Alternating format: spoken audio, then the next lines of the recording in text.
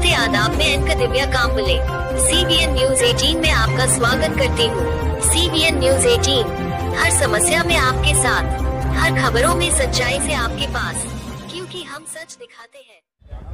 आज गणपतीच्या आगमनानिमित्त भुसावळ शहरामध्ये जे आपण रस्ते बघतायत ते रस्ते पूर्ण खड्डेमय झाले आहेत आणि आम्ही आज भुसावळ शहरामध्ये प्रतियोगिता आयोजित केली होती की जो भुसावळ शहरातला व्यक्ती तो कुठल्याही पक्षाचा असो, तो नाटा कॉलेजपासून तर पांडुरंग टाकीजपर्यंत गड्डा चुकून जाईल आम्ही त्यांना 1 रुपये बक्षीस ठेवलं होतं। पण काल CO साहेब, प्रांत साहेब या लोकांनी पूर्ण रस्त्याची पाहणी केली असता आज आपल्या इथं नवीन CO 2 दिवसाआधी रुजू झाले आहेत। त्यांच्या मागणीनुसार आम्ही ही जी प्रतियोगिता आहे ती 2 दिवस पुढे ढकलण्यात येत आहे। कारण साहेबांच्या आग्रहा निमित्त आम्ही जी प्रतियोगिता ठेवली होती ती साहेब बोललेत की आम्ही नवीन असल्यामुळे आम्हाला 2 दिवसाचा वेळ मिळावा। त्या 2 दिवसाच्या वेळेमध्ये आम्ही भुसावळ शहराचे जे रस्त्यावर पॅच लावण्याचे काम आहेत ते सुरू करणार आहेत। तरी साहेबांच्या विनंतीला मान देऊन आम्ही आज या ठिकाणी ही प्रतियोगिता आहे ही 2 दिवस पुढे अजून ढकलतो आहे।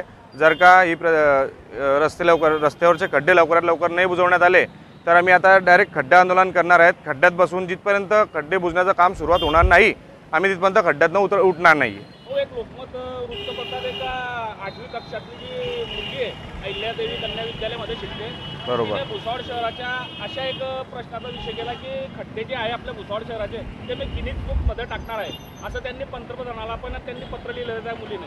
काय बोलायला याच्यावर? ह्या सर्व गोष्टी आता जर का 8वीतल्या लहान मुलीला समजत आहेत तर सहरवाशांना पण नक्कीच समजत आहेत। आता हालचे बेहाल होत आहेत। ती माऊली, ती ताई, ती 2 वेळा इथं ट्युशनला जात असताना त्या गड्ड्यातनं पडली।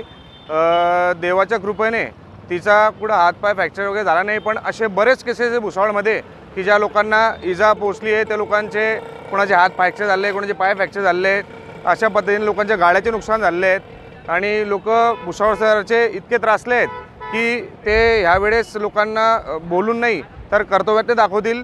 आता सध्या भुसावळ शहराची स्थिती अशी झाली आहे की एक उदाहरण म्हणून सांगतो, लव्ह मॅरेज केल्यावर मुलीचे असे हाल होतात की ना घरची असते किंवा घाटची असते की त्या मुलीला असं होतं की त्रास पण सहन करावा लागतो आणि आईवडिलांचं घर पण सुटतं।